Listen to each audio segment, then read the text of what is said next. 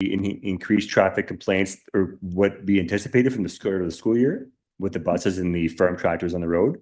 I haven't seen much of the difference. I haven't seen an enhance in accidents or especially buses and farming, which is, let's say, from mid-September to Labor Day is when the heavy traffic starts, right? People go back to work, the vacation, kids are back at school, teenagers are now driving to school in the fall, and the combines and everything else. I have not seen a big difference in calls for service, which is a good thing, which means you're not being notified of any unfortunate accidents, injuries, of that matter. Again, I don't have the traffic stats with me because they do include the Highway 138, which is in North Stormont, but that has a provincial standard to it, which kind of might play with the call for service we have here on paper. So, but I haven't seen anything that would raise alarms or concern us. Perfect. Any further questions?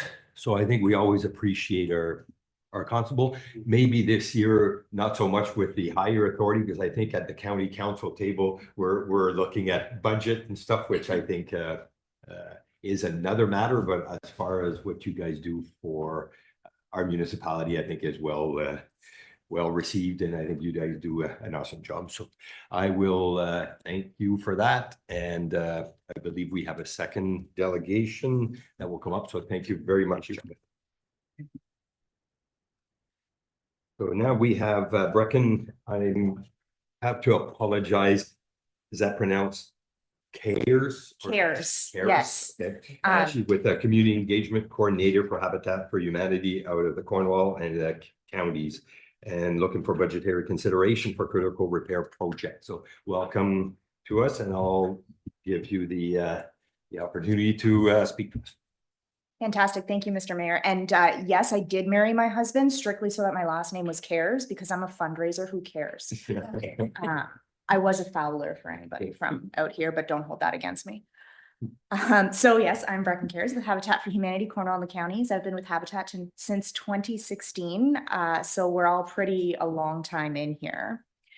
And pretty much everyone here knows that Habitat for Humanity builds houses, and our affiliate has been building homes for more than 25 years. In that time, we've completed 21 homes, 3 of which were completed this year alone. And this included our first semi-detached just over in North Glengarry in Maxville. We have been honored to build in North Stormont for the Gramley in 2011 on land generously donated by this township, and I'm happy to say that the family is doing very well. Obviously, we rely on the partnerships of our local municipal governments for land donations and waive development fees. And I'm here this evening to share our new program, but of course, please always keep us in mind for vacant land that could somehow accommodate new affordable housing. This one always messes me up. We are proud to be part of an internationally recognized organization. The Habitat for Humanity brand and entity exists around the globe and right here in SDG. As one of 46 affiliates in Canada, we have support from Habitat Canada, as well as a great working relationship with our sister affiliates, whether that be in Quebec, Ottawa, Thousand Islands, and across the country. So I've already mentioned that we have built 21 homes, and 3 of which this year. But did you know that we have been doing this for over 26 years?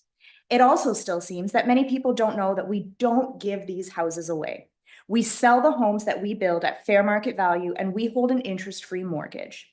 This creates an equitable asset for our partner families, and their mortgage payments are used to fund more local, sustainable housing, making the program extremely sustainable.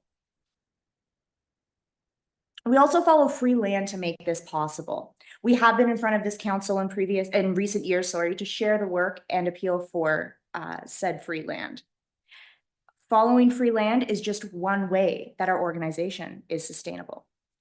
We practice it in all aspects of our agency, whether that be our build program, our restore, our remove project, and soon our critical repairs program too. But why does housing matter? I know I feel silly asking this because it's at this point in our national housing crisis. I think there's a lot of answers to a very loaded question there. So let me throw some stats at you, and these are homeowner statistics.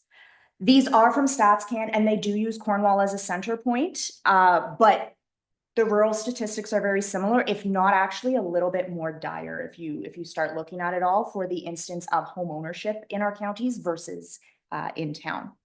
So 11.8% of homeowners have said that their homes needed major repairs. 3.2% say that their home costs more than 30% of household income, was not suitable for their situation, and needed major repairs.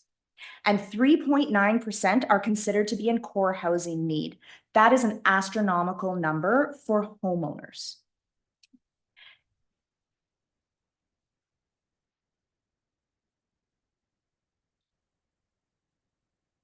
No? There we go. Technology has hated me all day today, so that's okay. Close enough. There we go. So the fact that 9 in 10 Canadians believe there is a shortage of affordable housing in Canada really speaks to how dire this overall situation is. And I'm sure if we polled just the people in this room, we'd all be pretty much in agreement there. When we work together to secure affordable housing, we see a wide scope of social issues be relieved on different levels. To date, we have moved 6 families out of Cornwall and area social housing. Of the 3 families to purchase their affordable homes in 2024, 2 were on the brink of homelessness. Kids do better in school, parents go back to school and get better jobs. Overall family life and health improves.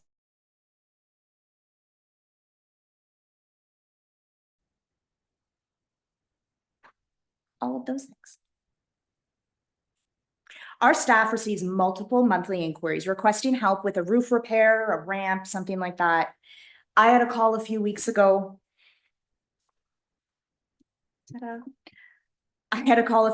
Actually from a social services worker out in Alexandria, and she was looking for help to get a furnace set up for one of her clients because he was about to go through his 2nd year without any heat. That one really hit me hard. I couldn't imagine my grandparents having to go through a winter without heat. As we continue to see the impacts of the national housing crisis here more and more every day, we know we have to do more beyond building homes. We hear too often that people have to choose between something as crucial as food or hydro. And how do you make that decision with something like the need to replace a furnace hanging over you too? That is why we are launching a critical repairs program. This program already has been piloted by Habitat for Humanity in other areas, so we've got a really great solid foundation. Like I said, we work fabulously with our other affiliates. Adding this to our affordable housing portfolio means we are able to expand who we are helping. Whether it's seniors, families, or other vulnerable populations, we are able to serve more people who are able and willing to partner with us.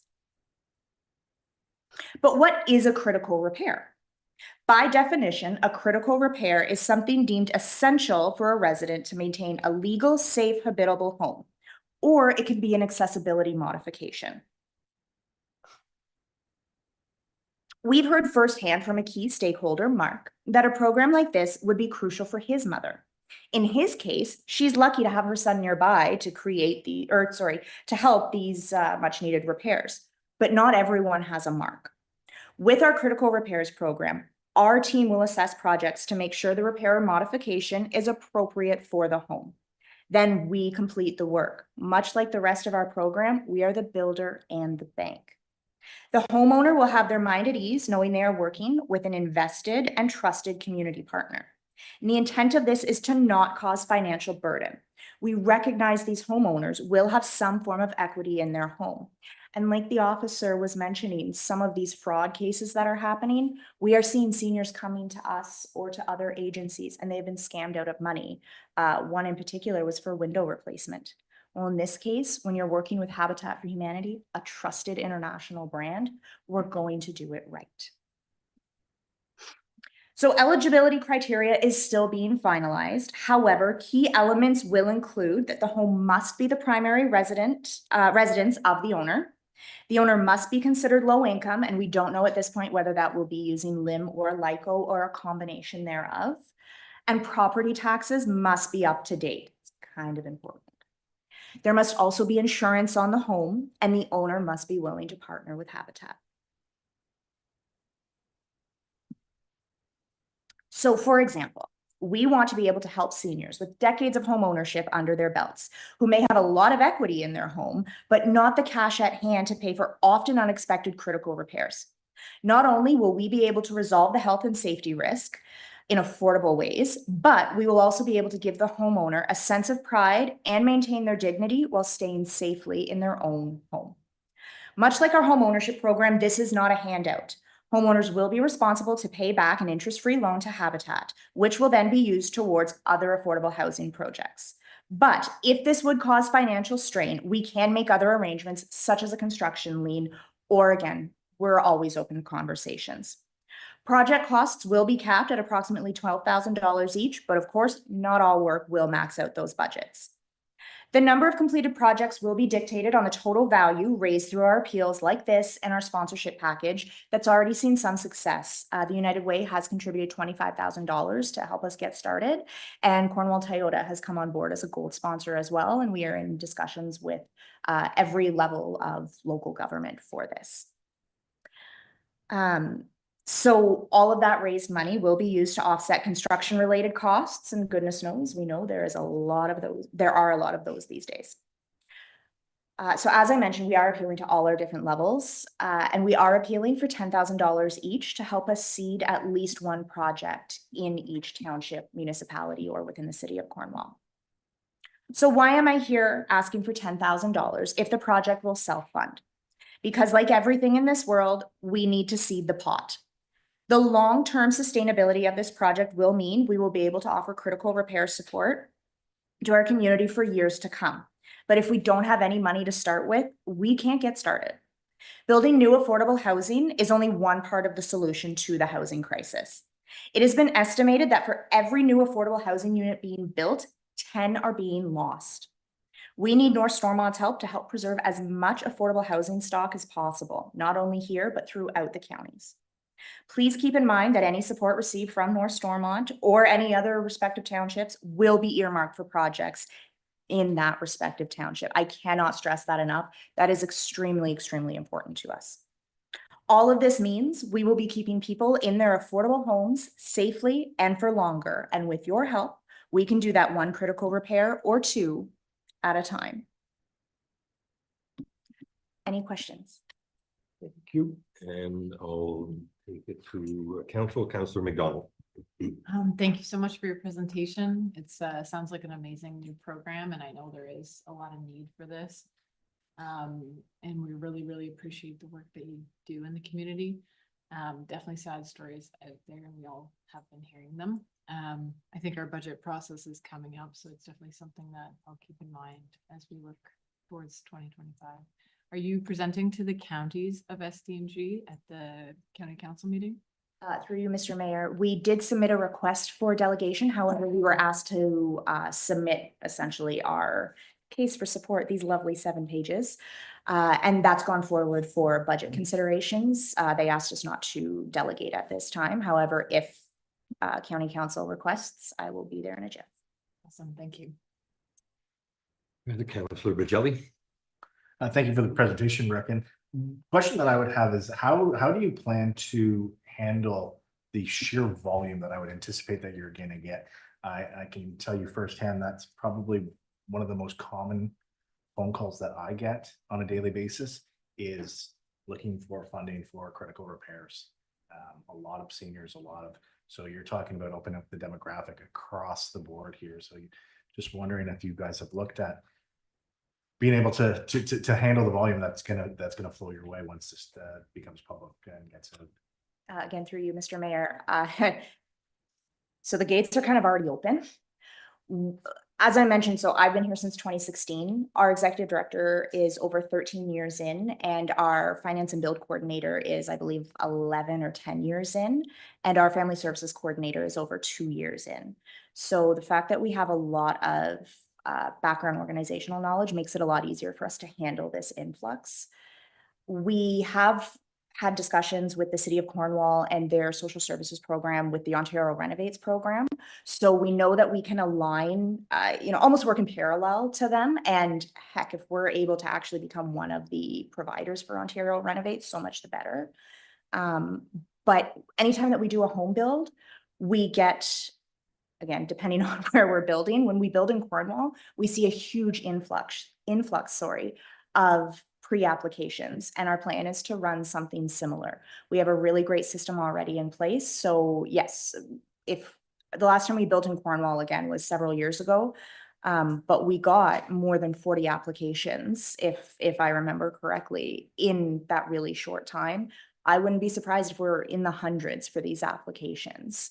But again, we've got 4 people plus a really, really robust build committee to help put eyes on that and sort as we need to.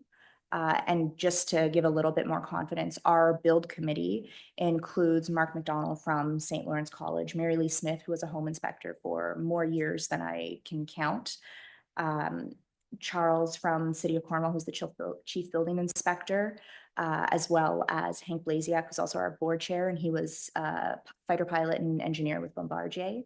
So we've got, as well as David Jansen, who is an engineer, and he's with South Dundas, and Ji Chen, who is a principal architect at Architect 49. So when I say we've got some heavy hitters, we've got some heavy hitters with us to help that out. Just one follow-up to anticipated launch date. Beginning of 2025, we do not have solid dates because while it is fabulous that we have $25,000 in from the United Way and other support, and obviously we're still working through this. We've got some other things working too, so I don't want to say January 1st. We also are in discussions with St. Lawrence College with their construction tech program to see if we're able to work anything in tandem with them as well, because they generally help on our build program where they actually use our site for 6 to 8 weeks as a classroom. So we'd love to be able to work something that works with their schedule. So I don't have a firm launch date yet, but as soon as I do, you guys will be the first. Any other questions? Well, thank you. As Councillor McDonald mentioned, our budget process is coming up. I'll speak a little bit on my only hardship. There is people that are going through hard times, not just here, but everywhere. The affordable housing, let alone doing repairs. So never mind, just paint or just looking at my only thoughts is to go through taxation is sometimes difficult, because if we have a pot of gold sitting there, it's easy to say, there you got your. So right now it's just a struggle to take taxation. We're now taking a little bit of money where they're saying, why are you taking my money? I need it. So again, we'll have the discussion. It just makes it hard. I've seen it at other councils where the struggle is there. But when you mention your gold sponsorships, these are the people in your communities that I hope come.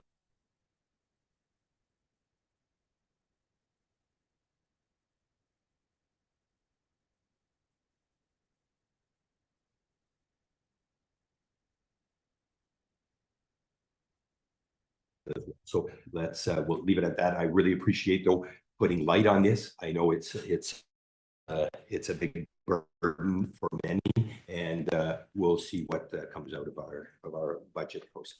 Fantastic. Thank you all so much. Have a wonderful day. Appreciate it. You have yourself a good evening.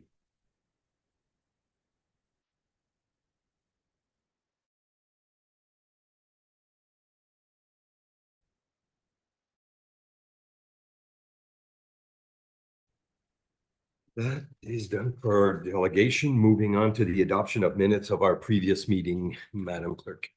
Be it resolved that the following minutes be approved as presented. Regular meeting November 12th, moved by Councillor McDonald, seconded by Deputy Mayor Densham. Any discussions on? Seeing none, all in favor? Motion is carried. Item 8.1, adoption of minutes of our committee and local boards. That the Council of the Township of North Stormont accepts the minutes from Vermont Fire Service Committee of August 2024 for information purposes. Moved by Deputy Mayor Densham, seconded by Councillor McDonald. Thank you. Any discussions regarding 5? Seeing none in favor, motion is carried. For the record, I see all the hands go up. If I don't see one, I will ask if there's anybody against, but right now we'll keep that rule.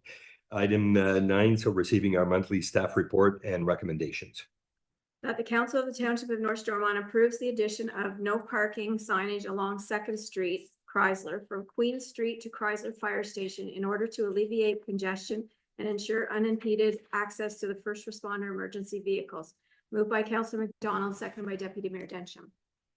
Thank you. Any questions or discussion, Councillor McDonald? It's more of a practical one. I'm obviously very supportive of fire lanes. I was wondering for that commercial building that I think it went through a couple different planning approvals. Is that moving forward, the commercial space on Main Street there? The one at the bridge? Yeah, the old Benoit furniture Furniture. lot, because I think there's Yes. some is there that, like, I may attend a business in that area in which I have previously parked on the street. I no longer do. I park over at the arena, but or the outdoor rink, but it's tight in there. So it'd just be nice to know if we're getting that commercial Yeah. space so that would also, I think, alleviate traffic in the area. So I can maybe elaborate a little bit on that. So there was looking at getting site plan approval from the counties. Everything was coming, and the developer had mentioned that they had to have shovel in the ground by late September. It kind of fell into October. So again, it's what, so Craig was talking to other authorities just to say where we at. And I think it's safe to say I contacted them just to see, and the intent was they're gonna, so they got an extension on those 3 lease agreements. And they will be starting early, so they just moved there so that way they're not stuck in December and January and beginning of February, but it will be taking place early spring. So any further questions? I will bring up a little discussion. So in regards to, I know 2nd Street from the fire hall down to speaking sort of with fire chief that can maybe going to 4th is a big concern. So it's been for many years. I see that. It's okay, sir. It just keeps going on and off. I'm not sure what's going Okay, on. so maybe you can answer. So pushing that, though, we're anticipating or not anticipating, we're putting out there to go down to Queen Street. My concern is the business that's on the corner being Chrysler Garage. They have where their driveway, everything's paved right to the building. Where the property line is there is kind of tight to see. And so to get would maybe impede them there, because you get the cars that will stop there to get the, and I did have a discussions with a few of our firefighters saying it, and it's kind of good discussion to be had, but is there the appetite to go to Queen? Is there a information that came to you that would alter to move all of 2nd Street right down to Queen, where I think the issue is more to 4th? So maybe elaborate. The issue is down to Queen at some point, especially in the winter. Not often, but the problem is that if they park on the corner, we're having problems turning out and they're blocked. I'm not saying our line of vision is bad because we're higher up. It's just we have to come forward a lot more because of that parking area. So having it all the way down to Queen Street favorizes our turning points and everything else. So it phases or favorizes ours, but I'm just worried about a business that's been there for 60 years. And it could be where all of a sudden, hey, move your, and once it's in line, once it's law, bylaw officer can go there and ticket so it. No, and I understand that. And usually it's not a huge issue with the business during the business hours. They've been very respectful of parking in their parking way and so forth. It's on the occasional after hours that we're having a few problems in that corner area. And sadly, we've had incidents in the last couple of months where from 4th up obviously is a problem. But there have been some circumstances in the bottom of Queen and the corner as well, not business related to that business in the area. And is there a way that we can do it that it would not impede the existing business that's there to not be caught where their patrons now can be late? Well, the patrons don't have space to park there. I mean, they rarely park on the edge of the door, right? If they have a delivery, I mean, common sense prevail. But there's usually, if they have a delivery, they've usually been very accommodating to make sure we have space. The business owner and there's several business owners in that building now. they've been very accommodating with their business parking and their business staffing and everything else. We've had a few issues in the past and they've all been settled. Like I said, it's not mostly during the day that the problem is, but it does happen.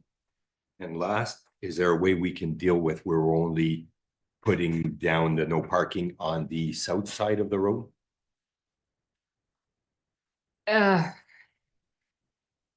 We can, I guess, but it again, winter parking is not allowed in the winter to start off with, right? There's no parking whatsoever. But in this instance, we've had incidents where I guess if you want to restrict it, but 4th Street is not like from 4th Street up, it's not very wide, even if you go south or. Oh, it- 4th Street, I'm full support. Oh, I think- see. I'm You're talking thinking from 4th Street down to Queen 4th Street. down to, so it would not affect the business owner, because the trucks, you're responding to the fire. When you're coming back, you can take any street to come back. There's lots of option in it, and you're not responding to a call. So when we are responding, we're occupying the south side of the road because we're going to the county road to reach so I'm just wondering, maybe it was on the south side from 4th to Queen, where right now, and I don't think there's. We can many. certainly try it, sir, and we can certainly change it to and amend it to that to reflect accordingly. We've got Councillor McDonald or Shane that also see it. They live in Chrysler. Well, I was just gonna ask a kind of a higher level question.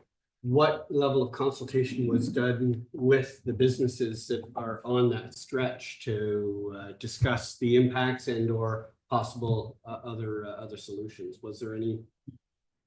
I'm gonna be honest, sir, with the level of incidents we've had in the last little while where we've had to be detoured on an incident or an event costing us time. And the business owners have been very responsible. I am not saying they're not. Maybe they're, and I don't want to accuse the patrons in any way, shape, or form, but there's other homes in that area as well that have been somewhat problematic as well. So it's not just the business owners. I have been knocking at every single door where it was a problem, and still it's becoming a recurring problem. So at some point, having the signage will help enforce that bylaw if and when needed.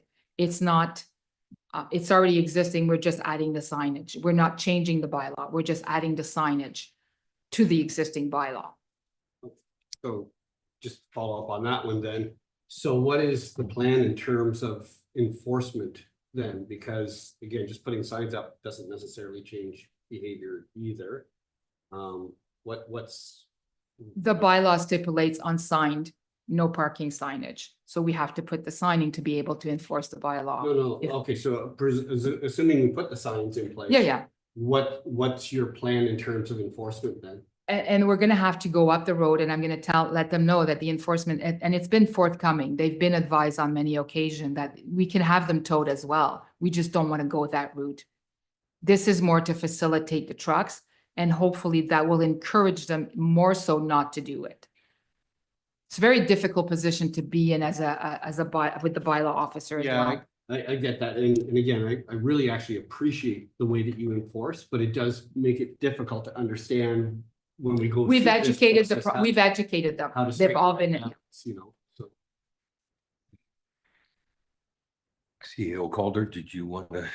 Through the chair, I think we need to clarify, this is an enhancement from the Yes. existing winter parking restrictions for daytime hours.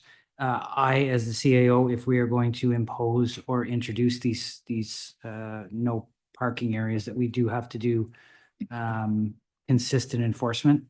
I know it will be a painful process. We have exhausted every opportunity to obtain voluntary compliance, as the fire chief has said. We have engaged with some of the properties that are creating these obstacles, and quite frankly, public safety comes first. So I'm certainly endorsing this, and I hope council does as well. Whether we go down to Queen or 4th, I guess that's up to the council's discretion. I have the map here, the pictures, and I think with regards to 4th to Queen, there's basically 2 businesses and 1 house on the old Ernie's restaurant, which is on the corner. So I don't think that outside of maybe beside Ernie's having a car parked there, and I could maybe look and consider that. I'm worried that the two businesses that are on the side of the road are doing their businesses, and I'm just afraid of the enforcement that we have to enforce if the sign is up. And Fire Chief does make a valid point. We can always expand from Fourth to Queen if required. We can certainly take this approach from the fire hall to Fourth Street first, and if there is still encumbrances, then we can explore the expansion of this. Because with that said, I agree from Fourth to the fire hall. They have been briefed, warned, everybody knows that it is an issue, and I think that has to be addressed. For And I sure. am by no means, through you, Mr. Mayor, sorry. I want to make clear that I am not targeting the business in that area as well. They've been very, very cooperative, and they've gone to every extreme that they could have as well. And we've been working with them as well. So I really want to make that, that reference that they've been very cooperative. Okay, any questions, further question on this? So as CEO Calder mentioned, I would like to maybe see if we implement from fire hall to Fourth and possibly review and just see if the need is there, and maybe it can come back. So is it something we can?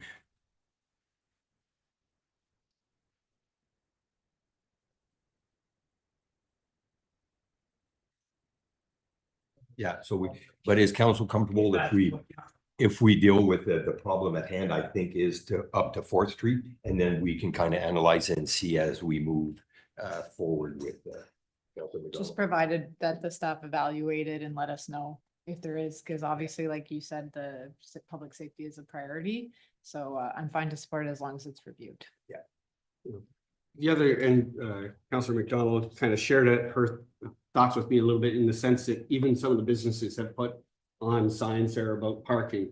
So that was one of my concerns, is that, if people are parking haphazardly, that's one thing that does need to be enforced. But if we're disturbing something that's been in place for a business, then I wanted to be sure that they were consulted. Now, but if what I'm hearing is that the businesses are actually actively trying to support what it is you're trying to do, that would have been helpful, because I think that as well helps me feel more comfortable to. They have been. Over the last 4 months, I've seen like additional signage within the business. And the first time I have to say, I was kind of like, oh yeah. And then the second time, you're like, oh, okay. And then the third time, I better move my car. So they're supportive, and I think they are looking for space, more appropriate space for businesses in town. So I'm glad we're supporting that as well, which I think is helping the businesses even more than this. Thank you.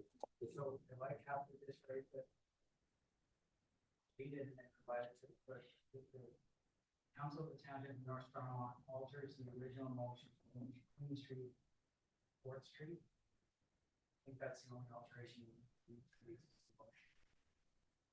And if the interest is to go further, I would maybe look at one side, like where you can't park your car on, which would be the line of sight for a fire truck. Would that make sense, Nancy? Yes, it'll make sense. And then we're going to be looking at the entire parking and signage in the North Stormont in the near future as well. This was more of an immediate need because of recent new circumstances. So the problem at hand is till Fourth, and then we can reassess. Maybe not just Queen, maybe. We'll pay more throughout, attention, yeah. So do we, This motion first. We have to get a mover and seconder for this motion to amend the Amend original this. motion. so I will have you read the motion. Okay. Get it The reset. amending motion that the council of the township of North Stormont alters the original motion to change Queen Street to Fourth Street. Do I have a mover? Councillor McDonald, seconded by Councillor Shane. So now So we need to carry this. we'll put this to vote. So all in favor, that motion, so motion is carried. And then we have to carry this motion, so the original motion. For the remaining. Reread it, yeah. Okay. That the council of the township of North Stormont approves the addition of no parking signage along Second Street Chrysler from Queen Street to Fourth Street in order to alleviate congestion and ensure unimpeded access to the first responder emergency vehicles. Not to Fourth Street, so it's from Queen Street to the Oh, sorry, Chrysler Fire Second- Station Yes, Second Street Chrysler from right to the Fourth station. Street Yeah, to Chrysler Fire Station. that's Sorry. correct.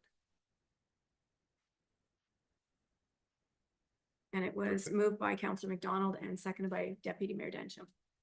You're fine with that? Yeah, perfect. So all in favor of that? Motion's carried. Perfect. Thank you. Moving on to 9.2, so arena ice rental policy. That the Council of the Township of North Stormont receives the recreation report to revise the rental policy for the arena to be approved formally by bylaw at a future meeting. Moved by Deputy Mayor Dencham, seconded by Councillor McDonald. Thank you. Any questions or comments? If I can add maybe just before I go to Steve, so I think there's quite a bit of work that Pierre is, and I think his experience is showing on this, but I think it's a well-written document for us to review. And I think just to tighten up, I know that it's always not fully recoverable. I don't think there's an arena out there that can maintain itself, but I mean, there's only, you can subsidize it to some, and I think we're gonna be going in the right direction with this. So, Council or Deputy Mayor Dencham. Yeah, and I have had a chance to talk with our rec director on the side on this one, and it's definitely heading in the right direction. I think it's not only going to make things more affordable, but I think it's going to represent the needs of our local community better in the way. And I think part of what I feel is going to be a longer term vision of how we are more modernizing our approach with respect to the arena. So kudos, this is great. And a lot of it is not just monetary. There's a lot of stuff in there that is not affecting residents. It's just cleaning up and just tightening up how the process works. And I think everyone's gonna benefit in the long run. So any further questions? Seeing none, all in favor of the policy? Motion is carried. Item 9.3, request for funds transfer. That the Council of the Township of North Stormont receives the fund deferred revenue to the Finch Volbrath Park project to assist with phase 1 of the project. Moved by Councillor McDonald, seconded by Deputy Mayor Dencham. Did maybe the CAO or our rec director want to put some input in this? Through the chair, I'll allow Pierre to expand, but essentially there was some materials that were not accounted for in the grant submission that requires the township and or the volunteer rec group to cover those costs for the aggregate specifically. Certainly, I think the Finch project is well deserving, and I'm hopeful that council will support this because it is not covered by the $200,000 grant. Pierre, did you want to expand on this? Through the chair, yeah, exactly what Mr. Culver mentioned. There was some spend or cost that wasn't in the subdivision, the grant application, sorry. So now we're looking at how we can recuperate and help Finch recover this cost. So that's why these numbers are there. It's more of all the aggregate. Because we do the in-kind as the excavation, that was just a stone underneath the project.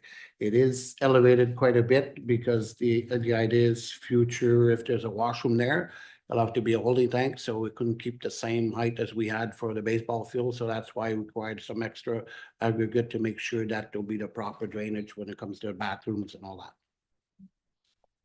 Any questions? Or Deputy Mayor Dencham?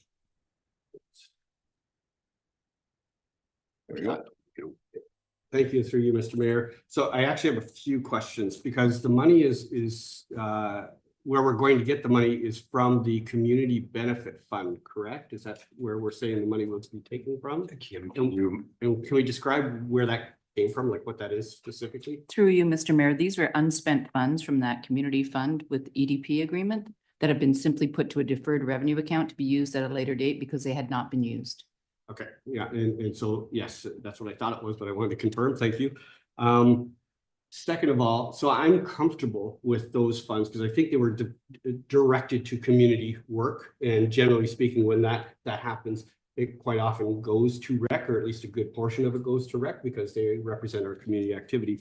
I guess my next question is, if we are going to forward any portion or all of the 30,000 over to rec, that's one decision. But then within the rec, I would want to know whether or not the ARC committee had deliberated over those funds and decided that, yes, they would support it going to this project, because I want to be really careful. We've worked hard, well, Chair and Ellen with him before, worked very, very hard to make sure that council doesn't become a group where you can kind of circumvent all the other rec groups and go around and get to council to get extra money. We want to be sure that it was a fair and equitable. So did the decision and is the recommendation coming through ARC?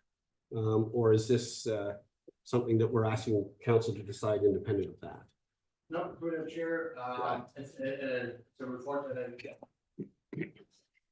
It's a report that I did myself. I based myself in the past years, what each recreation got through the township funds. There was some funding that went to Chrysler for the Chrysler Dome. There was some funding that went to Moose Creek. There's some that went for Monkland for the outdoor rink. There's some that went to Avonmore. And at no point did Finch ever approach us for any funds for any projects. This was funds that were set aside, not being used for the last 2-3 years. So these funds will be, I propose that these funds are used for this project. There'll probably be another project down the road that we can see and allocate some other funds to balance to other projects. But I think it's important for this project to move forward because it wasn't reported in the grant that we can keep Finch going with the project and go to phase 2. In my other report, you'll see that I present another option for the community funds. But this one, and then there'll be a reserve. It'll be free to council decide what they want to do with this reserve. Through the chair, I think we need to express the time sensitivity of this. We need to, and as the director of rec has already touched on, we need to make sure the progress was maintained. Certainly, I believe there's going to be transparency and encourage this discussion at ARC. Albeit after the fact, but certainly the funds were needed now, and we had not had an ARC meeting to bring this forward. So. Is that a fair assessment? Yes, it is, and this will be discussed at ARC, and there'll be up to council to decide what they do with this remaining funds. Right now, that was put there, and I think there's a very good use right now for it. And then we'll take the council how they want to dedicate the rest of the funds, how they want to distribute that. It could be kept in reserve for either paying for grant writing or other similar project that come out. But this one came out on my hands going, okay, how do we find these funds? And I thought using these funds was appropriate because it's still for recreation, it's still for a park, and it's still for North Stormont. Thank you. Au micro, Pierre. Deputy Mayor Dentry. Just sorry, the 10,900, where did that come from as well? Through the chair, when I received the grant application from Trillium, the report, it was indicated in the report that it was 10,905 that was allocated guaranteed by the township. As far as CEO and treasurer, we don't know who, well, we know who must be the grant writer to put it in, but without any authorization of the township itself. So that was added in the grant to balance their grant. And it's written a secured fund from the municipality of North Stormont, the township of North Stormont. So that's why we have this 10,905 that was put as a secured fund. Yes, in the application. And that, looking through the history of this grant, there was a request to the then treasurer to incorporate that. Where was that money coming from? Was it fundraised by Finch? It was not. It was a township commitment. Yeah, sorry, but this is, I guess this is the issue I have, is that this is what we dug ourselves out of, and it took many years to dig ourselves out of in terms of, you know, not tracking money that's being spent, the expectation that, oh, the municipality, really, my neighbors will pay for this.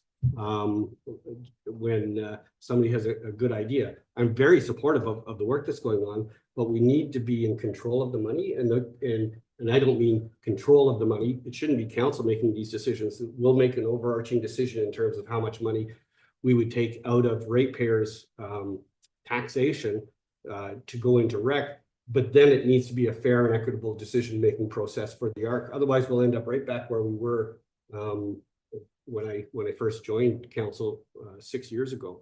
So I'm a little concerned with the fact that we're not able to track where the expected $10,905 was supposed to come from in the first place. And then we're asking ratepayers to pay for it now and without consulting the full ARC group, which is the purpose of the ARC. If I can add, before I go to you, Pierre, if I can add, if I'm not mistaken, and I'm not sure if it was that 10-9 but there was discussions on whether it was the fee for grant match or there was that was brought up. And there's an email that I have in there that the Finch Rec Group had put aside, and I believe it was $30,000 that was put for that purpose. So I always I mean, we successfully got this grant. I am supportive of this money from EDP, which is a grant from a corporate.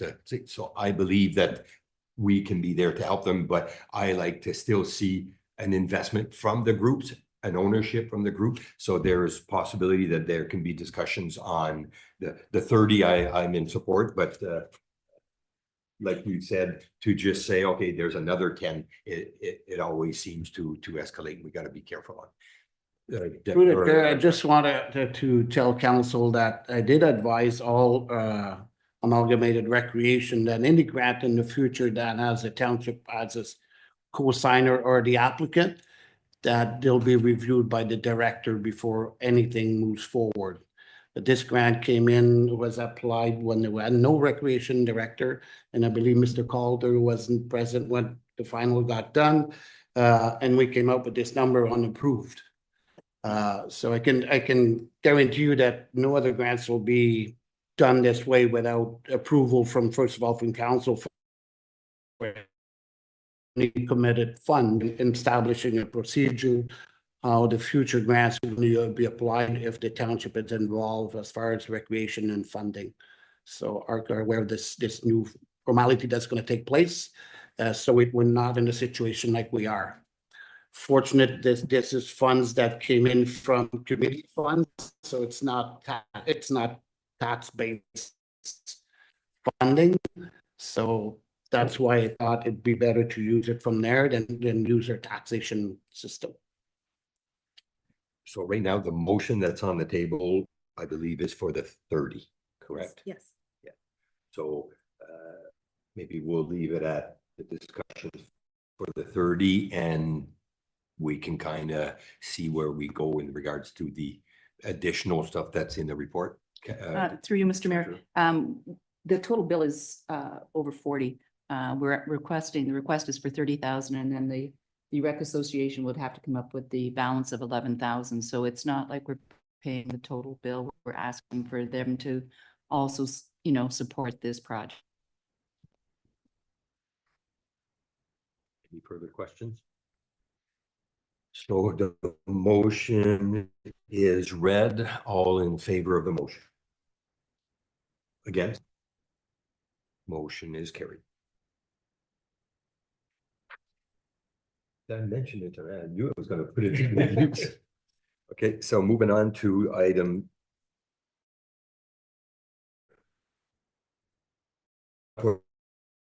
for allocation of EDP community. Receives the recommendation from the Director of Parks, Recreation and Facilities to allow an annual transfer of the funds of approximately 30,000 to the Amalgamated Recreation Committee and $1,000 each from the Community Benefit Deferred Revenue Account to municipal recreation trails in Moose Creek and Chrysler for necessary repairs.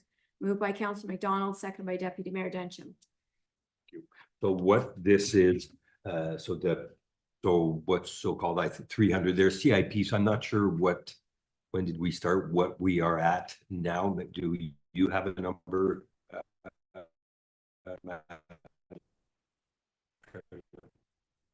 In 2025 value is Those 6, what that is, sorry, you're saying the portion of the 10%? yes. Okay, so. Excuse me, sorry, Mr. Mayor, it's 31,606. The way the CPI works, it's not like a flat rate of 2%. It's like 25% of the rate of, it's a calculated mess. It's embedded. It's- So we're in the just agreement. we're just shy of 32,000. correct. And what that is the 300,000 plus that we get from EDP. 90%, so 270 comes for our purpose towards infrastructure. The percent, which is 30,000, or community and rec association. My thing is, instead of always trying to see who gets what, the intent here is to split it up where they get 5,000 a piece and they can put it towards services. That's one of my thoughts when I was reading this. Put it towards their services. They know it's coming, and it's not deemed for this. It's for them to decide what. So it's EDP's money. It's not taxation money, and this would give them sort of a safety net, or not safety net, but they would move forward knowing that they can count on that money for annually for their purpose. So questions from none? Deputy Mayor Dencham. Yeah, okay, so thank you for clarifying that. So it actually is annual, and the idea is that every year we will dedicate this to the Parks and Recreations to go through. Now it says on top, it says $30,000 and $1,000 each for the 2 different trails, which is $32,000, which is more than what we have. So what I'm wondering is, should it be the reverse, that out of the amount, 1,000 will be each of the trails, and the remainder would go to the ARC rather than asking for additional funds? Through you, Mr. Mayor, actually, it was that the $1,000 deferred revenue account. That was the plan, so that the 30 wouldn't be reduced even more between the rec groups. So it's 30, you said 2025, it's only gonna, CPI is gonna go on every year. But it's the 31,600 plus an additional 2. The additional 2 is in that $91,000 account we just talked about on the previous resolution. It's separate. But the 1.6 is going where? Sorry. The 1.6, so you said 31.6, we're saying 30 is being dispersed. Okay, it's through you, Mr. Mayor. It's 31,606. This report is asking for some software costs to come off, asking for liability to come off. It works out to 24,406 total divided by the 6 groups, so they'll get just over $4,000 a piece. Then the trail work is in addition to those funds. It's not part of that pot. It's part of the $91,000 we have in deferred revenue. Okay, but we're establishing a yearly thing with this one. Yes. Okay, so they Yes. will get their 1,000, and I don't want that 1,000 to come out of that 91. I want it structured, and right now in 2026, it will be the 3, or will be at 32. So this way they get the 30, and the balance is then. Through Mr. Mayor, it's going to be like the rec director has put in the insurance costs and the cost of software, which are going to come off of that 3106, which I said was leave 24. But if you want the trails off of there, that's going to leave 22 to be divided by 5 or divided by 6. So it'll be less. Divided by 5, sorry. Divided by 6. So it'll be 22,400 divided by 6 is what they would get each. Again, and I realize and I appreciate the fact that we're bringing new ideas with the new rec director. So thank you for that. What I want to be careful of is the transition into where we're going here. So first of all, from a budgetary perspective, I would prefer, if we're asking for more than just the community benefit amount, that be discussed in budget. I think I'm okay with the amount that comes from EDP, including the indexation that happens each year. I think I'm okay with that going to the Director of Parks and Recreation. Because your community activity anyhow. Recreation community activity. If you want to give the trails, in my opinion, come up with an understanding. Whatever that money is that goes to rec, then the rec department will work with Amalgamated Rec to make everybody's bought into how the money is going to be spent, either given directly to the rec groups or to buy a piece of software or shared off with the trails. As long as the entire ARC group is happy, I'm happy. I just don't want council to be making decisions beyond what the Amalgamated Rec is making, and when I believe Amalgamated Rec can just as easily come to a decision and be happy and feel empowered to do what they wish to do. So those are my thoughts. I would say keep it to whatever the EDP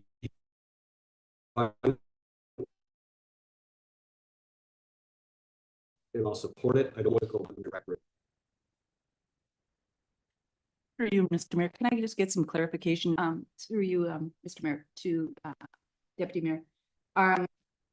So are you but you're okay with insurance and whatever coming off of that amount and then the balance going? Forget the trails. As long as the Amalgamated Rec are happy with that, I'm that. If they see that as a good investment, then I'm happy with that. It's decide the future of the money basically and how it works. Councillor Bocelli. I agree with Deputy Mayor Demchin on this. I think that this thing has to be made by the ARC groups as a whole.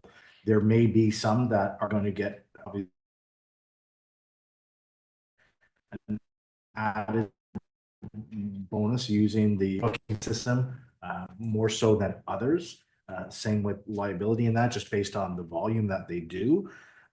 But I think at that point, as opposed to saying we're just going to pay for it and this group's going to this community is going to benefit more than the other, that the whole pot goes over to rec, or goes over to the rec director, and then those discussions are held between the director and the ARC committees as to how that whole pot is then broken down on a yearly basis. And if I, on a final note, if I can, I'm not sure if I can understand. I think I do. The 31.6 is there. My thing is, there's 31.6. Next year we'll probably have 32 with the index, but deal with the two for the trails, 1,000 each for the two trails, and disperse the.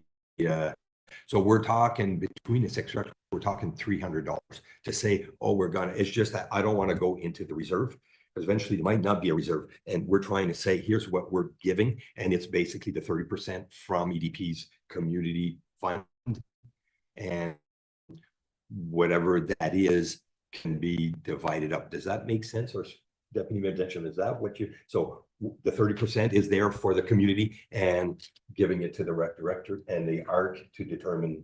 Yeah. So whatever EDP is earmarked as the 10% of their donation, which is indexed in some fantastical way, that's free and clear to go over to rec, and they collaborate together to decide how it's and again, from my perspective, rec can include the trails. So if the trail people want to come in, because this is all about community benefit, and that's the other nuance, I guess, it kind of came within the original letter from EDP, is it wasn't directed specific to rec. I know we talked about it, but it's community activities. And I see I applaud the fact that our new rec director is actually thinking beyond just the rec teams and including the trails and stuff like that. I think that's great. That's what we want to do, is embrace that whole thing. So it'll be up to our rec director to balance the fairness and the equity and the distribution of those funds. But let's contain it to that. in 16 years from now, it's going to be $0 because the 20 years will be up. So So in the end, may I suggest, and Pierre can maybe probably, that the allocation is to the director, department, and with yours and the ARC process can determine what, Pierre, can you maybe give us your input on that? Well, through the chair, the only reason I made recommendation is we had a meeting back in, I believe in October or September with ARC, and I requested them to give me their feedback on the universe system, so we can all have a system that's, everybody's using the same system in North Stormont as far as reservation. This will create a community calendar on the website. If somebody's looking to what's available or what's going on in North Stormont, we're all in the same system. If you're looking to rent a hall, you can just press, I'll give an example, press Monkland, and you'll see their availability for hall rentals and all that. Right now, if we don't commit to having one system and everybody get independent system, we'll never have a community calendar. We'll never be able to figure out who has what for rent or what's in our facility every weekend. Having this one system will allow the director to go and see what's going on in all the community centers over the weekend. If there's issues that happen, we can keep track of it. Right now, there is system out there that people use that just download online, which do not tracking anything. They're not benefiting a community calendar for events. And that's why I recommended that we take these funds and we pay these two systems annually, and it's paid for. And then they use it to their discretion, but the system is there available, so we have a unified system for North Stormont on their calendar. Because right now, it's very hard to know what's going on in Avonmore, Monkland, because we have nothing. And if an example of this, if you have a chance to go on our website and press the arena, you can go and see what's available as far as ice time at the arena. It'll be the same thing, the system for any hall. So if somebody's looking to rent a hall in North Stormont, we'll be able to press any hall and see what's available for them to rent. Right now, this is not possible. And I have a hard time because I only had one feedback from ARC, from one association. And we're in November and this has to move forward. And I said, well, if it's not getting answered, at one point we have to move forward with this. How ARC is going to react to this, I don't know. And it's a discussion I'll have to have, and I'll have to take the responsibility. But at one point we have to start moving ahead, and these are baby steps, because this is the way we're going to create this really strong community calendar, and people look for reservations in their halls, what's available, what's not available, what's coming up this weekend, what kind of activity, be all on our website and all on this calendar.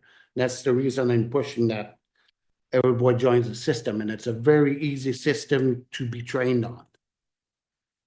Councilor Vigili. I appreciate the feedback, and I agree with what you're saying. I just don't feel that decision should be made by council. I think that is a decision that can be made by yourself in conjunction with the ARC. The reason I would suggest we defeat this motion as read and introduce a new one that is still giving the funds, but that then gives you the responsibility to speak with them. And if it is something that needs to be moved on, and I totally agree, I think most will be in favor. I think you can take a more firm approach of saying, the call is out, this is what I plan to do, give me your feedback before a certain date, and then you spend the funds. But I think that decision, the way ARC has been built and the way those discussions have been had, I don't think it's appropriate for us as council to now be saying, we're making the decision of what you are going to use as ARC. I think that by all means, you have the jurisdiction and the power to do so. If that's the will of ARC, then feel free to make that decision to spend those funds. But I don't like locking this into a yearly thing where who knows, from 2 or 3 years from now, if you have new members from a different community that have made up their ARC, we don't want any part of this anymore, and it's a locked in thing. I think these decisions can be had on an annual basis between yourself and the various committees. Mayor Densham. Yeah, 100%. I think fundamentally, the ARC need to be bought into. If they're not actively supporting the software, will they even use it when we get it? That's my fear. So, and from my perspective, majority rules within ARC. So you may not get everybody on board. I feel your pain. We don't always, even the last vote here, we didn't get everybody on board as a council. So fundamentally though, if you put out the vote, majority rules, and then you can take it from there. If I can just add, so the motion doesn't speak about software, doesn't speak about nothing. It just speaks about 30,000, which the 30,000 is a community fund that was created by EDP. So it's not through taxation. And all we're saying is we're giving 32,000 towards the fund. If I may correct you, Mr. Mayor, no, we are looking at the 30,000 minus the universe system and the liability insurance. Then the balance. That's not in the motion though. The motion is just we're giving you 30 and 1. And if you buy software, or it's the ARC and the rec department that will determine where the 30, we're just giving you the 30 for you guys to do what the ARC's wishes and with the leadership of our rec director, Councillor McDonald. Just not to disagree with anything that's been said, but to reiterate that I think it is important to move towards these unified systems and things. I think that, you know, within my own community, I have a good sense of what's going on, but nearby and others I don't. I would love to see a calendar where we could see all the events. So just to say, I agree with Councillor Jelly, like we don't want to be bogged down in the weeds as to how exactly it's allocated. That should be given to you to work with rec. But at a high level, I do like the approach and what you're proposing, and I do like to see us moving towards, and these are the types of things I had hoped would happen when we hired a rec director. So just wanted to add that. Through the chair, if I may. I've drafted a fairly generic, and I believe this captures the intent and spirit of what council is saying. That the council of the Township of North Stormont receives the recommendation from the Director of Parks, Recreation and Facilities to allow an annual transfer of the funds of approximately $30,000 to the Amalgamated Recreation Committee exclusively. That leaves it open-ended for the ARC committee, along with dialogue with the rec director, to determine how those funds are going to be distributed between the groups, including the trails, if they choose to do so. Can we just say where those funds are coming from so that it's, again, I'm thinking at the end of the contract, but it doesn't say that it's coming from the EDP or whatever it is. Actually, it does in the original one. It does in the original one, but it doesn't in what you just read. The motion will not, like the title, but the motion will not have it if we read it in 5 years. So maybe to have it in there would make sense that way. When the fund dies? Yeah, we're not still saying, hey, where's my money? EDP community Will grant. expire. Yeah.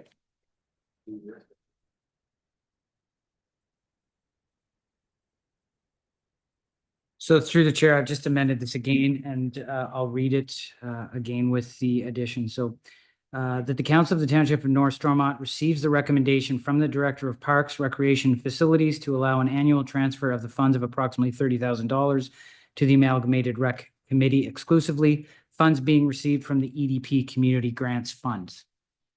Does that meet council's expectations? And the fact that the approximate would deal with the indented CIP or whatever the calculation that comes in can determine and give them their. Through you, Mr. Mayor, I'm quoting the 30,000 because that's what's in the original agreement. It says approximately 30,000 with CPI added.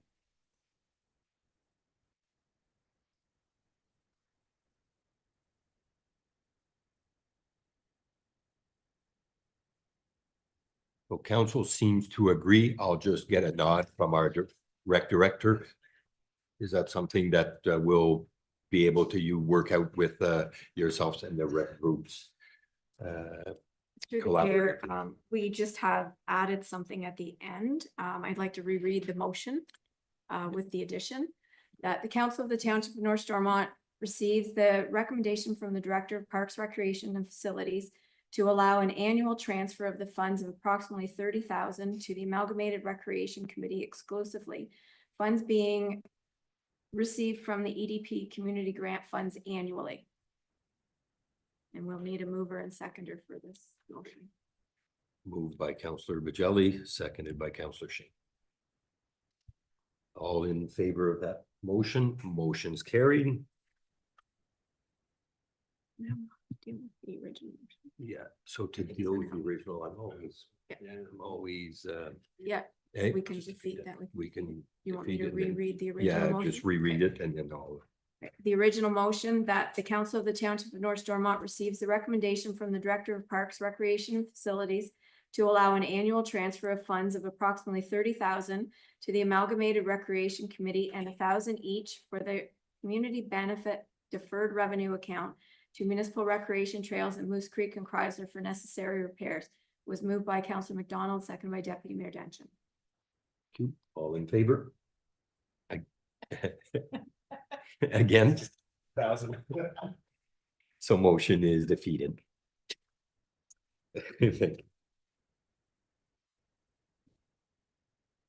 Moving on to our mailbox policy, item 9.5, Madam Clerk. That the Council of the Township of North Stormont reviews and approves the draft mailbox policy to be formally accepted by bylaw at a future date. Moved by Deputy Mayor Denton, seconded by Councilor McDonald. Appreciate, so Craig. did Through you the want- chair, I'll just high level and allow the Public Works Superintendent to expand on it, but this report, outlines clear installation expectations for mailboxes. The draft also outlines damage reporting guidelines and process for claims. I think it's consistent, it's objective in its process. My question, is there any changes to our previous one? Maybe we'll go to our Public Works. I was given the direction years ago to basically just handle it as case by case. We always had the unwritten policy of if we don't officially hit the mailbox and heavy snow takes it off, it's not strong enough or whatever, we basically were not reliable to spend the money and fix your mailbox. Over the number of years, there's been a lot of situations where we shouldn't be spending money on someone who's not maintaining their own mailbox and just trying to get something out of the township. So this way we have something approved by council.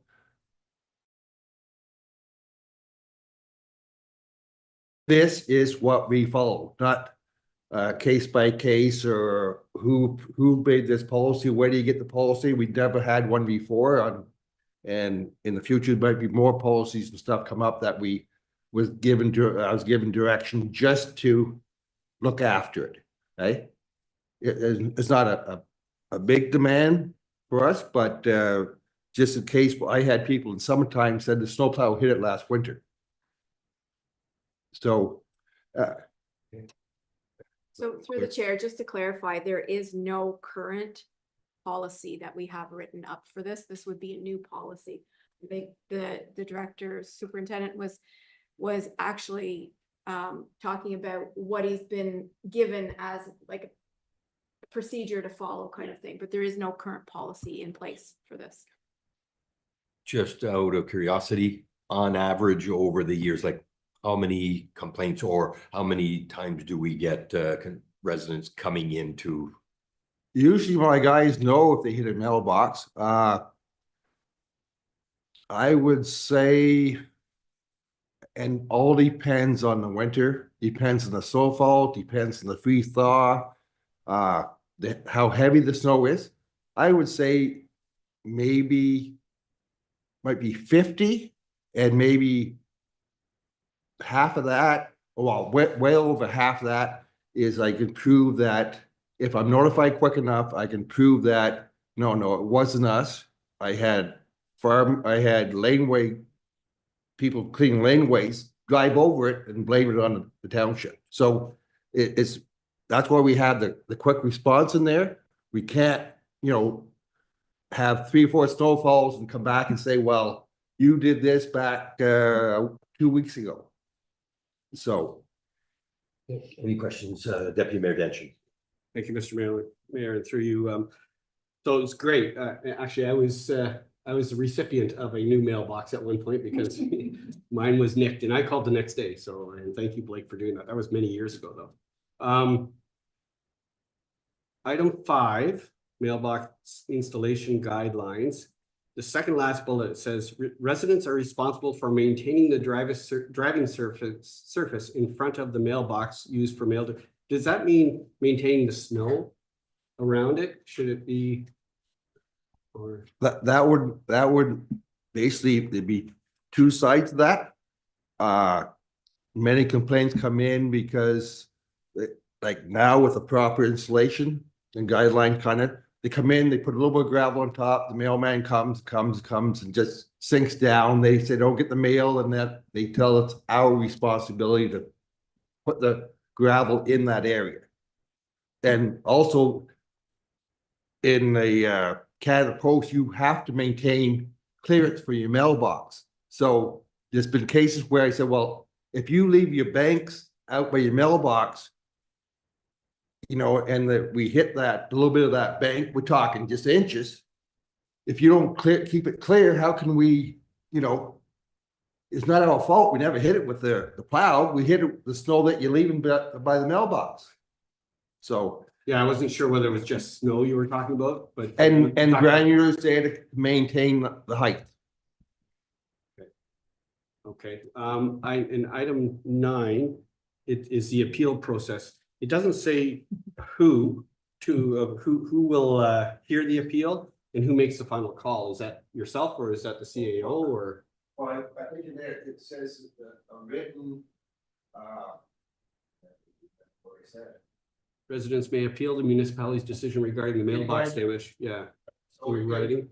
I'm saying both of them into the Bethany who works assistant, as in you don't agree with my findings or whoever's findings, and then they have the right. So then it'd be a discussion as a whole with the CEO and all this, and do we have to push it up the ladder? Do we have to? We don't want to do that. We have to go all the way to stop people phoning council right off the bat. We can come to when we get this going, we come to a solution and see if we can reasonably not make it go to a council decision. Yeah, fair enough. So, but I guess the question is, it's a submission in writing. You're right. It sounds like you've kind of already made the decision as a superintendent. Should the submission be written, addressed to the CAO? And can we put it in there so that we know, so that people know who's making the final call? Well, it'd be a complaint, so it automatically going to go to Craig too, and the list and all this stuff.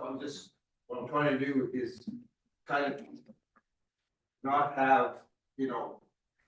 Through the chair, I think this is easy to rectify. It would just be pushed to the CAO for final decision. The public works superintendent couldn't make an appeal decision on their original decision. So we can do a friendly amendment to that policy to add the CAO as the final verdict for any appeals.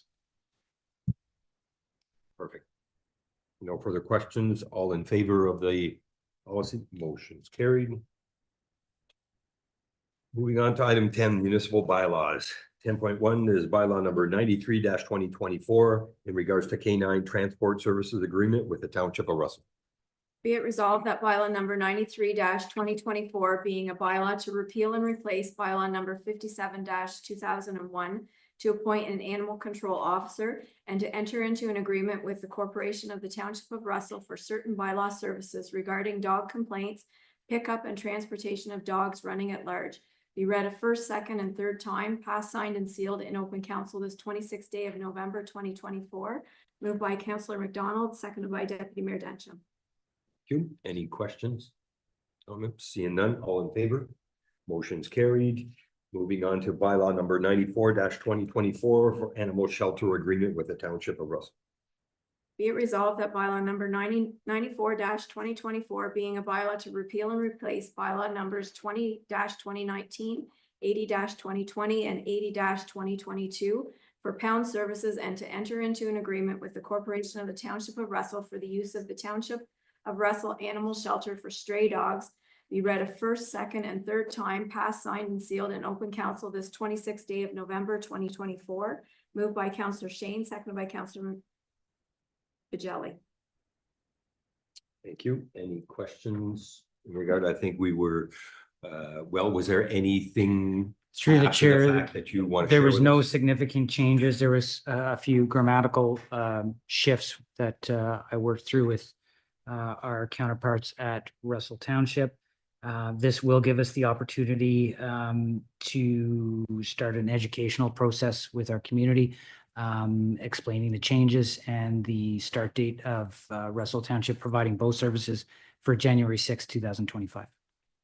Thank you. Is that something that's already on or going on to our websites and Through the chair, I wanted formal approval from council, but that will, those efforts will commence tomorrow.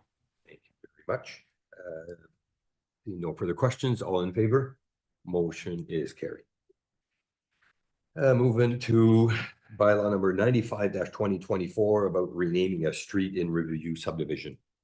Be it resolved that bylaw number 95-2024 being a bylaw to rename a street in the Riverview subdivision known as Rue Richer Street be read a first, second, and third time, passed, signed, and sealed in open council this 26th day of November 2024. Moved by Councillor Shane, seconded by Councillor Bajelli. So if I'm pretty sure, is this where the authority, the plan was done with Richer Street only and not Rue, and we're adding Rue? Is that the? Through the chair, there was registered on two different M plans, so there was a discrepancy in the street name. We're just trying to rectify it to bring it to one street name because there was some communication issues with our first responders. To ensure public safety, of course, we want to make sure that there's only one Richer Street. So phase one was called Richer and phase two was Rue Richer, is that? So. Yeah. Through the chair, yes. That's what happened. The first M plan had Richer Street and then the second had Rue Richer. Which was, they were both signed and registered as The that. second one is more the French community and mall. Sorry. So I think it's pretty self-explanatory. All in favor of the motion? Motion's carried. Moving on to our correspondence, 11.1 up to 11.4. Be it resolved that the correspondence as listed as items 11.1 to 11.4 on the agenda be received. Moved by Councillor Bajelli, second by Councillor Shane. Thank you. Any questions or comments on our correspondence? Seeing none, all in favor? Motion's carried. Moving to item 12, motions and notices of motion.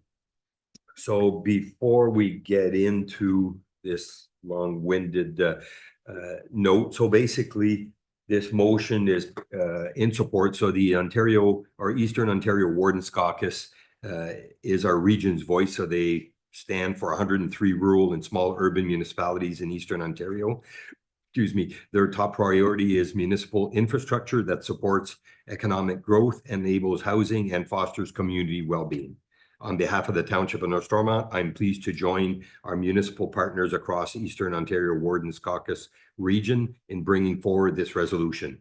We are thankful for recent government investments such as the increase to the Ontario Municipal Partnership Fund, so our OMPF. I'll have to get further numbers. I know it's going up there, but in the Falls economic statement, and that the Housing Enabling Water System Fund, the USIF, we are still facing a huge gap to operate, let alone growth and infrastructure assets. We do not have the same financial tools in smaller communities to pay for infrastructure. The federal and provincial governments do understand our small rural realities and partner together with municipalities to make sure our roads, bridges, water treatment plants, and arenas are a priority. Findings from the Eastern Ontario Wardens Caucus Mind the Gap Municipal Infrastructure Policy paper shows the reality of infrastructure across our entire region. So we do have the motion on the table. Councillor Bajelli.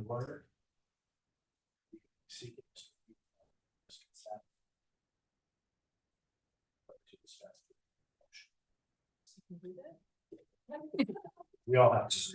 So I will start by thanking you, and then I will look across the table. If council, we've all read it. It's in the public agenda. It was in our package. are we comfortable without having to read 2 pages worth of whereas? So you're off the hook, Leanne. So with that said, the motion, so we'll Yeah. have to. The Call it resolution in. was moved by Counselor Shane and seconded by Counselor Bajali.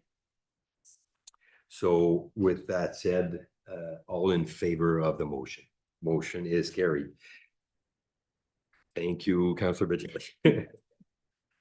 Moving on to item 12.2, so the redistribution of provincial land transfer tax and GST. So I apologize to, we might take that one up on, I apologize to, so often the mayors get literature or different motion that comes towards. So I was discussing with, so this is something that could have went on to our correspondence, and then we could have brought it back.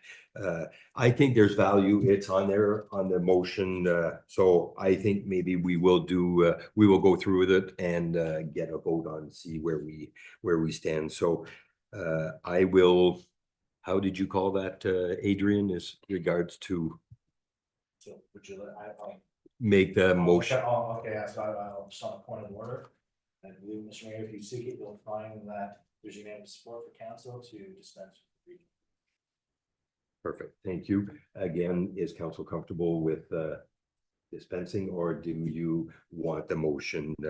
So basically, what it is with, again, the harder times, we're pressuring, seeing how we can get help from the provincial government. This case here would be part of not HST, the GST, and also land transfer tax that could be brought back down to the municipal level. It's looking for traction across the province from municipalities, and I think it's worth the support. Anything we can get to at least bring it up to discussion at our provincial level. So the motion is moved and seconded. Yeah, the motion is moved by Counselor Bajali and seconded by Counselor Shane. So are we all in favor of supporting this motion? And motion is carried. Thank you very much. Moving on to our unfinished business. The draft water and wastewater capacity allocation bylaw amendments. So through the chair, this is the second draft coming back. Council had requested some changes to be made to the bylaw. I believe those changes have been made. If there's any further questions or concerns. maybe I'll just, Ann Mull, anything you to add on this, or CAO Calder? Through the chair, I'll start the discussion or the overview of what was discussed at the last council meeting. So infill development is defined.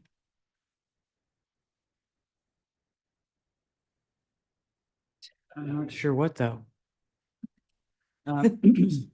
And so lots are created by severance, and any new development lot, including infill from severances are not included. So these severances are captured in the general development. And we've taken out or added as per the current fees and charges. Sorry, can you elaborate on that for me? My notes are not No the best on problem. that item. So the changes that we made was from the definition of infill development. We took out that it includes severance lots. We said those are not included in infill anymore. And that is because infill development is accounted for when we do our calculations, but not new severance lots that get made. Those are not accounted for. And then the next change that we made was for the part where it said infill development does not pay the processing fee. We added that back in. Before we did have it cut off, but we added it back in for the second draft because after looking through it, they wouldn't pay the processing fee because the fees are again accounted for when we do the calculations, and when they buy the lot, they pay the 10,000, right, Andre? Yes. So we would not take a processing fee for them because they're already accounted for the 1 unit of water and 1 unit of sewer. So I'll jump in. So if to the severed lot, so people going for consent to split a lot, where do they fall in as far as our allocation table? Mhm. They would be under general development.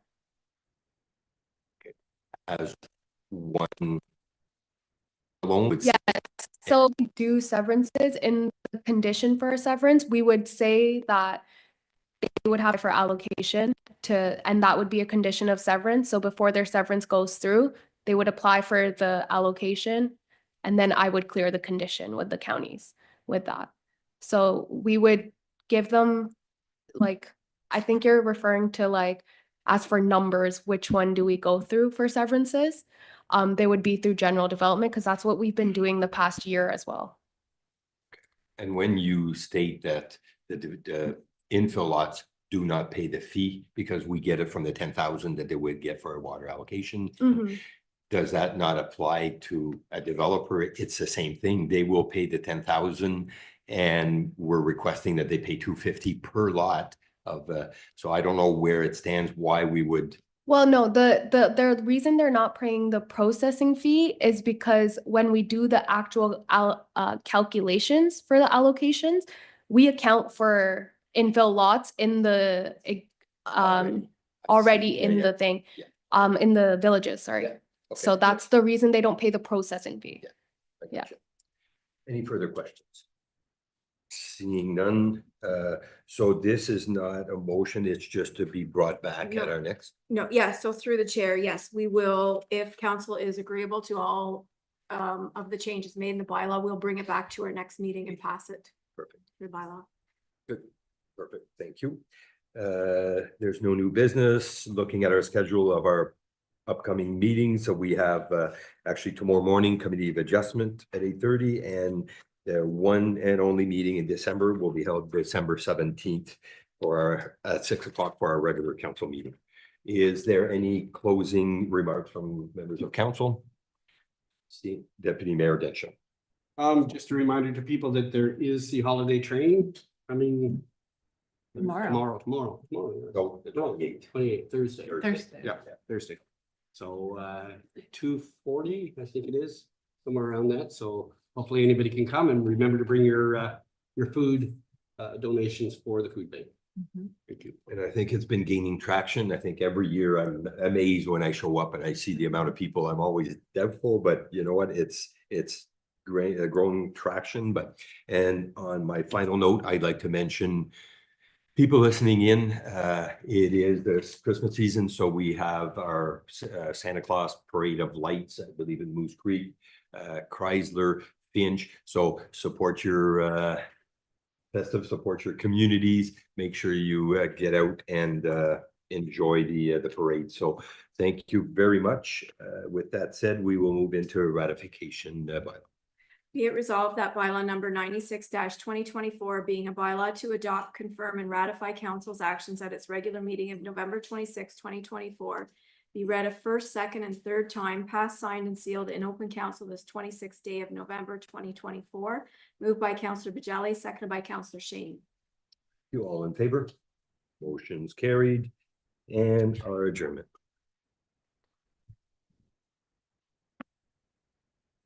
Be it resolved that this regular meeting adjourn at 7:42 PM. Moved by Councillor Shane, seconded by Councillor Bajali. Thank you. All in favor. Motion is carried.